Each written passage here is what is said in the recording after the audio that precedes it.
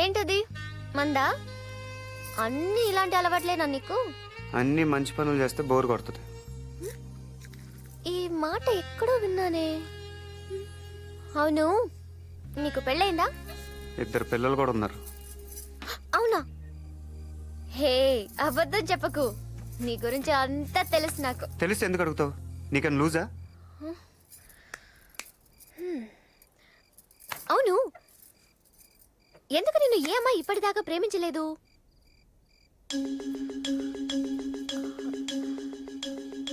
అంతా ఓకే కదా? Age bar అయిపోద్దని. పప్పుగాడు ఏజ్ ఏంటి? అది చెప్పకూడదు. అంతేజా? ఏపా, ఎర్రగా బుర్రగా బానే ఉంటావు, పప్పు అంత కాదు. అయినా ఇప్పటమ్మాయిలు ఊరికి పడిపోరు. నువ్వు కొంచెం మారాలి. ఏం మారాలి? ఇదే ఇదే ఈ కోపమే కొంచెం తగ్గించుకోవాలి. అమ్మాయిలంటే కనికరం చూపించాలి. ఈ కిడ్నాప్లు ఫైటింగ్లు మానుకుని ప్రేమించడం నేర్చుకోవాలి. ఫర్ సపోజ్ నాలాంటి అందమైన అమ్మాయిల్ని అమాంత ఎత్తుకొచ్చేయకూడదు. ముందుగా వాళ్ళ మనసుల్ని దోచేయాలి. ఆ తర్వాత చూడు, అమ్మాయిలే నీతో లేచొచ్చేస్తారు. మనసుల్ని దోచేయాలి? అదెలా? ఇప్పుడు నచ్చావు నాకు. మనసంటే నీలా అదో జడ పదార్థం కాదు, పాదరసంలా సున్నితంగా కరిగిపోయేది. అలా అని దాన్ని మీ మగాళ్ళంత తేలిగా కరిగించలేరు. దానికి చాలా చాలా ఇది కావాలి. ఇదంటే? అదే అది నోటితో చెప్పేది కాదు, చెప్పలేం కూడా. ఒకటి మాత్రం చెప్పగలం, అది ఎప్పుడు ఎలా ఎందుకు పుడుతుందో మాత్రం చెప్పలేం. బాగా కన్ఫ్యూజన్గా ఉంది, కొంచెం క్లియర్గా చెప్పు. అదే కదా చెప్పలేమంటోంది. పేకల దాకే అనుకున్నాను, మొత్తం మునిగిపోయావు. ప్రేమ, దోమ, వంకాయ ఏమీ లేవు. కొంచెం బయటకు వచ్చి చూడు, లోకం ఏంటో తెలుస్తుంది. చాలానే తెలిసిందిలే. తిప్పేవు కదా నువ్వే, అన్నీ తెలుసుకున్నాను. నీలాంటి యువకులు రాజకీయాల్లోకి వస్తే మాలాంటి సామాన్యులకు ఎంత మేలు జరుగుతుందో చూపించావు బాబు. బాబు, వరదల పాలైన మా బ్రతుకులకింత నేణ్ణిచ్చావు. మా అందరి బాగు కోసం ఇంత చేశావు. నీకోసం ఏం చేయడానికైనా మేము ఎప్పుడూ సిద్ధమే బాబు. అధికారంలో ఉండి నాయకులు చేయలేని పని అజ్ఞాతంలో ఉండి మీరు చేశారు. మీ సిద్ధాంతం నక్సలిజమా? హ్యూమనిజం. ఈ విషయంలో మీరేం చెప్పదలుచుకున్నారు? నిజాయితీగా సేవ చేయి, లేదా రాజకీయాల్లోంచి తప్పుకో. మీ కార్యాచరణ మంచిదైనప్పుడు మీరు రహస్యంగా ఉండడం దేనికి? మేము టెర్రరిస్టులం కాదు అని నిరూపించేదాకే తప్పదు. రాజకీయ నాయకుల గుండెల్లో సిద్ధార్థ పుట్టించిన ప్రకంపనం పెను మార్పుకు దారి తీసేలా ఉంది. ఎంతో నేర చరిత్ర ఉన్న పప్పు యాదవ్ లాంటి వాడే భయపడి నిధుల్ని సక్రమంగా వినియోగించడంతో ఇదే దారిలో నడిచి మిగతా ఎమ్మెల్యేలు, ఎంపీలు కూడా ప్రజా సంక్షేమం పట్ల శ్రద్ధ వహిస్తున్నారు. సిద్ధార్థ హెచ్చరికకు వెనుక ఏ అదృశ్య శక్తో ఉండి నడిపిస్తోందని అన్ని పార్టీల వాళ్లు ఎలక్షన్ మేనిఫెస్టోల్ని బూజు దులిపి ఆచరణలో పెడుతున్నారు. పోచమ్మా సార్, ఈసారి వాడు ఫోన్ చెయ్యగానే ట్యాప్ చేయండి. Okay sir. నా కొడుకు దొరకని చెప్తాను. ఆగండి ఆగండి ఆగండి ఆగండి. ఏంటి పప్పు, పనులు మానేసి అందరూ ఫోన్ కోసం వెయిటింగా? ఏయ్ సిద్ధార్థ, నువ్వు చెప్పిన పనులన్నీ చేశాను కదా, ఇంకా నా వరాన్ని నాకు అప్పగించేయి. మూఢ వస్తే 3 నెలల దాకా ముహూర్తాలు లేవట. అయితే ఓ పని చేయి, నువ్వు అర్జెంటుగా నీ పదవికి రాజీనామా చేసి రాజకీయాల్లోంచి పర్మనెంట్గా తప్పుకో. రేయ్, ముక్కలు ముక్కలుగా నరికి పోగులు పెడతాను. వింటున్నాను కదా అని మీటింగ్ పెడుతున్నావా? ఓ గొంతు మారుతుందేంటి? అది కాదయ్యా సిద్ధార్థ, ఇప్పుడు నా పదవితో నీకొచ్చిన ఇబ్బంది ఏంటి చెప్పు? ఇబ్బంది నాకు కాదు, జనానికి. మా నలుగురిని లోపల పంపించేస్తే పని అయిపోద్ది అనుకున్నావు కదా, అప్పుడే ఏమైంది పప్పు? ఇప్పుడు చూద్దుగా. ఇన్నాళ్ళు నేను ఒక్కడే నీకు శత్రువుని, ఇప్పుడు నాలాంటి వాళ్ళు 100,000 వేల కొద్ది పుట్టుకొస్తారు.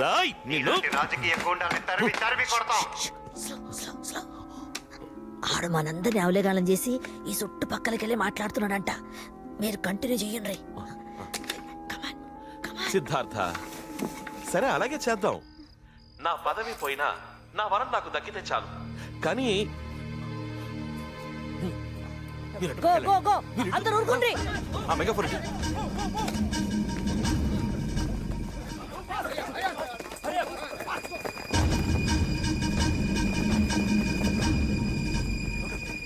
రేయ్ సిద్ధార్థ, లొంగిపో.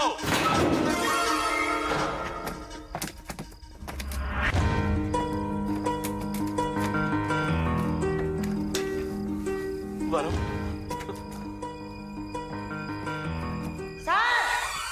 ఇక్కడ చూడండి. ఛే! వీడు ఏకంగా పోలీస్ హెడ్ క్వార్టర్స్ కి బొక్క పెట్టాడు. ఇంతకంటే అవమానం ఉందా?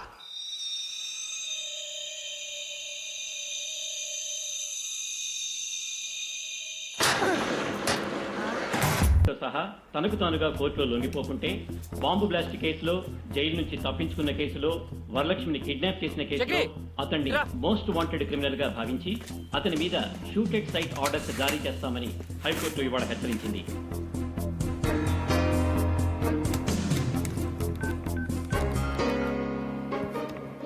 చెప్పరా 48 గంటల లోపల లొంగిపోతే కనిపిస్తే కాల్చేమని హైకోర్టు ఆర్డర్స్ పాస్ చేసింది. ఆ బాంబ్ బ్లాస్ట్ గురించి వివరాలు తెలుసుకున్నారా?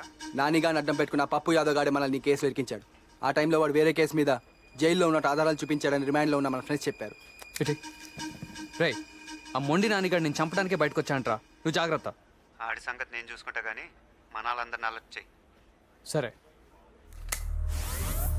కోర్టు నాకు 48 గంటలు గడువు ఇచ్చింది. నేను నీకు 24 గంటలు గడువు ఇస్తున్నాను. మర్యాదగా నువ్వు చేసిన నేరం కోర్టులో ఒప్పుకోవాలి. నేరమా? నేను చేశానా? ఛా, నువ్వు చేసిన నేరాలు ఏదో పెద్ద లెక్క కాదనుకో. టెర్రరిస్టులుగా మా మీద మోపిన నేరాన్ని నువ్వు మర్యాదగా కోర్టులో ఒప్పుకోవాలి. నేనే మిమ్మల్ని ఇరికించానని చెప్పడానికి సాక్ష్యం ఏముందిరా? ఆ ఒంటి చేతి మొండి నానిగాడు నీ పక్కనే ఉండుంటాడే, వాడే సాక్ష్యం. రేయ్! రే మొండి, మర్యాదగా నిజం ఒప్పుకో. లేకపోతే ఒకసారి చెయ్యి పోగొట్టుకున్నావు, ఈసారి అన్ని సామాన్లు పోగొట్టుకుంటావు. రే పప్పు, వరలక్ష్మి ఒట్టిగా నా దగ్గరకు వచ్చింది, కానీ నీ దగ్గరకు మాత్రం ఒట్టిగా రాదు. 10 మందికి మంచి చేయటం కోసం నీలాంటోడికి చెడు చేయటానికి కూడా వెనకాడు.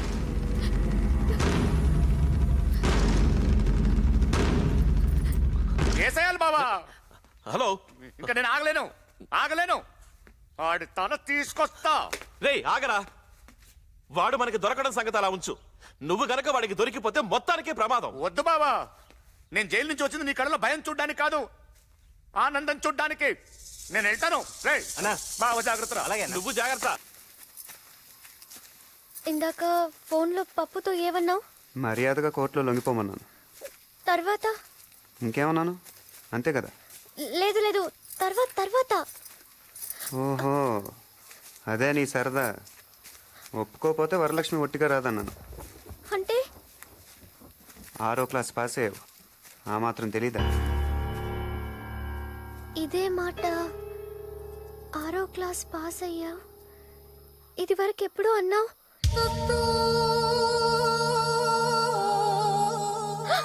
అంటే ఈసారి నిజంగా అన్నంత పని చేస్తావా? నిజంగా అంటే అబద్ధంగా ఏమైనా చేశానా? లేదు ఏం చేయలేదు. నువ్వు మరీ అంత చెడ్డోడివి కాదు కదా. మరీ అంత మంచోడిని కూడా కాదు. అంటే 10 మంది మంచి కోసం మంచోడిని కాదనిపించుకోవటానికి కూడా వెనకాడు. కొంచెం కన్ఫ్యూషన్ గా ఉంది, అర్థమయ్యేలా చెప్తావా? ఇప్పుడు నన్నేం చేస్తావు? నువ్వు అనుకున్న పనే చేస్తాను, దానికోసమే చూస్తున్నా.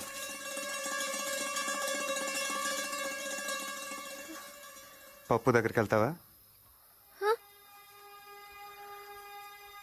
నిన్నే అడిగేది, పప్పు దగ్గరికి వెళ్తావా?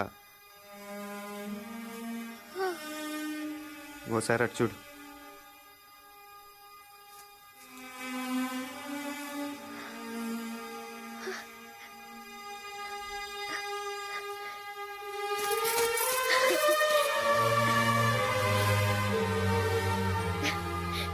నాకు ముందు నుంచి అనుమానంగానే ఉంది నువ్వు మంచోడివేనని. నన్ను కూడా ఏం చేయకుండానే వదిలేస్తున్నావు. ఆయనతో చెప్పి నిన్నేం అనొద్దంటానులే. మరైతే వెళ్ళిరానా? జాగ్రత్త. మీ ఫ్రెండ్స్ అందరినీ అడిగానని చెప్పు. ఇప్పటికైనా ఒప్పుకుంటావా ప్రేమ ఎంత గొప్పదో? ఏదో చెప్తుంటావు, ప్రేమ దోమ వంకాయ ఇవేగా. చూసావా దాని పవర్ ఏంటో? నీలాంటోని సైతం మార్చేస్తుంది. అయినా అసలు నువ్వు ప్రేమ అనేదే లేదంటావు కదా. ఒప్పుకుంటున్నాను వరలక్ష్మి, ప్రేమ అనేది ఉంది, మరెక్కడో లేదు, ఇక్కడే నిలువెత్తు రూపంలో నీలోనే కనిపిస్తుంది. నీ ప్రేమను చూసి అందరూ గర్వపడాలి వరలక్ష్మి, జాలి పడకూడదు. పప్పు యాదవ్ ఒక గూండా, ఒక రౌడీ. ఇవాళ అతను చేసే తప్పులకు అతను ఒక్కడే బాధ్యుడు. రేపు అతను చేసుకుంటే నువ్వు కూడా భాగం పంచుకోవాల్సి వస్తుంది. నీలాంటి అమాయకులు ఆ గుండాలకు బలైపోయినా మా లక్ష్యం నెరవేరినట్టే. ఒక్కసారి ఆలోచించి వరలక్ష్మి, కావాలంటే మీ ఊళ్ళో మీ బామ్మ దగ్గర నేను వదిలిపెడతాను. గోదావరి దాటొచ్చిందని గోదావరి అంత లోతుగా ఆలోచించు.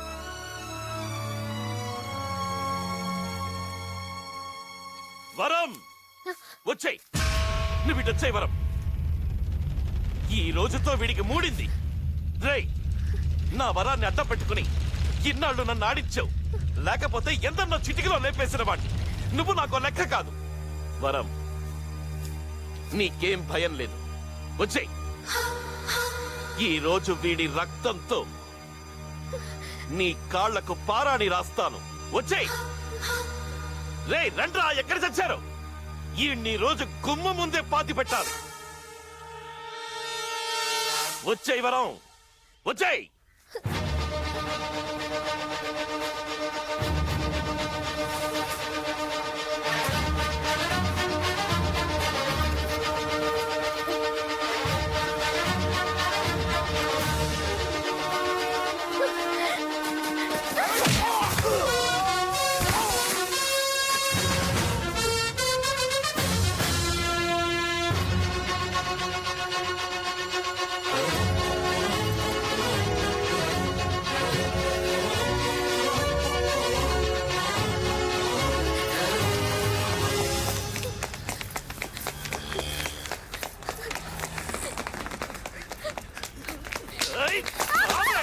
ఎక్కడికి పోతావు?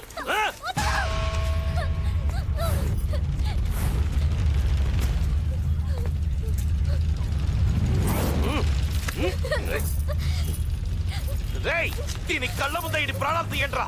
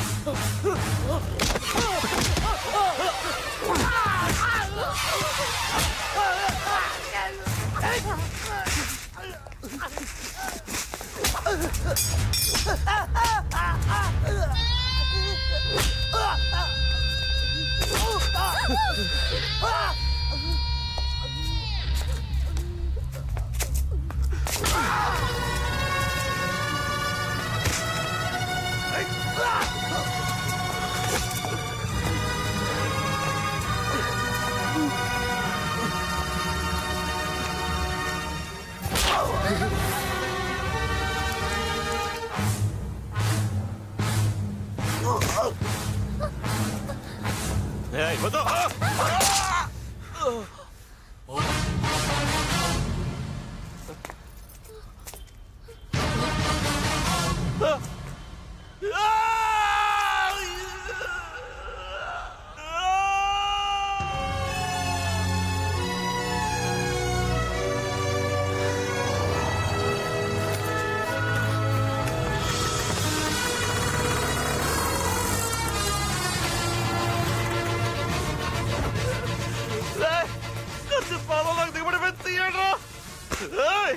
కత్తి రోడ్లోకి దిగుడిపోయింది. లాగండ్రా.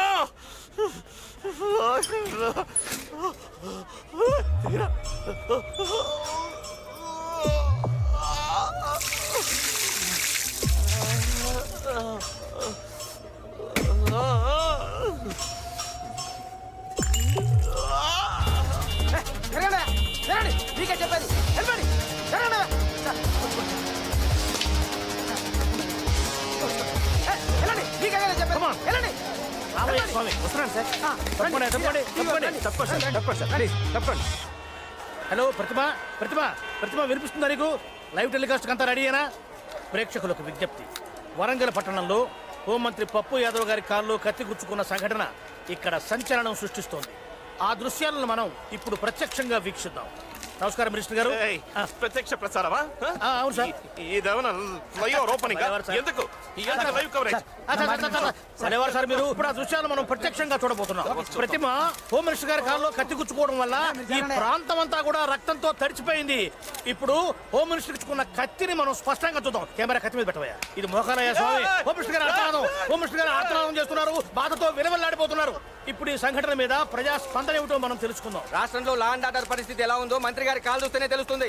కలియుగంలో ధర్మం ఒంటి పాద మీద నడుస్తుందని చెప్తారు, కానీ ఇక్కడ పరిస్థితి చూస్తుంటే నిజంగా ఒంటి కాలు మీద నడుస్తున్నట్టుంది. ఆ సిద్ధార్థ అమ్మాయిని తీసుకొని పారిపోతున్నాడండి. అప్పుడు అటో 10 మంది ఇటో 10 మంది రౌడీ వ్యవహారాలు వచ్చారండి. ఇంకేముందండి, బాగా కుమ్మి పడేశాడండి. మరి ఈయన రౌడీయే కదండి. మంత్రి గారు ఫేస్ క్లోజ్. ఆ అమ్మాయిని తీసుకొని ఈయన పారిపోతున్నాడండి. అప్పుడు ఆయన ఊరుకుంటాడా, ఒక కత్తి అందుకొని కసిక్కన పాదంలో దిగేశాడండి. కాలు క్లోజ్ పెట్టు. నిజంగా కత్తిల పాదంలో దిగటం లైఫ్ లో ఫస్ట్ టైం చూస్తున్నానండి. ఇది నా అదృష్టంగా భావిస్తున్నాను. ఇతను క్లోజ్ పెట్టు. అంబులెన్స్ లో వైద్య బృందం వస్తున్నది. వారిప్పుడు మంత్రి గారిని పరీక్ష చేసి మంత్రి గారి కాల్లో గుచ్చుకున్న కత్తే తీసేస్తారో కాలే తీసేస్తారో బ్రేక్ తర్వాత. తప్పకుండా డాక్టర్లు కొంచెం చోటు ఇవ్వండి. తప్పకండి. కత్తి లోతుగా దిగినట్టుంది. డాక్టర్లు ఇప్పుడు మంత్రి గారి కాళ్ళను శుద్ధి చేస్తున్నారు. డాక్టర్ గారు, పరిస్థితి ఎలా ఉంది? ఇప్పుడప్పుడే ఒక అంచనాకు రాలేకపోతున్నాం. Don't disturb. Don't worry sir. కత్తి తీసేస్తారు, కత్తి రాకపోతే కాలు తీసేస్తారు. ఓ గుణపం తీసుకురండి. గుణపమా? ఓహో, ఇప్పుడు గుణపం తీసుకొని మంత్రి గారు సిద్ధార్థ మీద పగ తీర్చుకోవడం కోసం బయలుదేరబోతున్నారు. అది పగ తీర్చుకోవడానికి కాదండి, మట్టితో సహా కాలు తీయడానికి. ఓహో, ప్రతిమ ఇక్కడ ఒక చారిత్రాత్మక సంఘటన చోటు చేసుకోబోతున్నది. ఇప్పటి వరకు మనకు వరంగల్ అంటే కేవలం కాకతీయులు మాత్రమే గుర్తొచ్చేవారు. కానీ ఇక నుంచి గోన గన్నారెడ్డి వారసుడైనటువంటి సిద్ధార్థతో పాటుగా ఇప్పుడు మొత్తం మట్టి గడ్డతో పాటు ప్రకటించబడబోతున్నటువంటి హోంమంత్రి పప్పు యాదవ్ గారి కాలు కూడా చరిత్రలో చోటు చేసుకోబోతున్నది. ఈ కాలే కాలు, ఈ అదృష్టమే అదృష్టం. ఇదంతా కళ్ళారా చూస్తున్నటువంటి మనం కూడా అదృష్టవంతులమే. కత్తి తీసేస్తే కాలు చరిత్రలో ఉంటుంది, కాలు తీసేస్తే కత్తి చరిత్రలో చోటు చేసుకుంటుంది. కత్తో కాలో కాసేపట్లో హాస్పిటల్లో చేరబోతుంది. అప్పటి వరకు చిన్న బ్రేక్.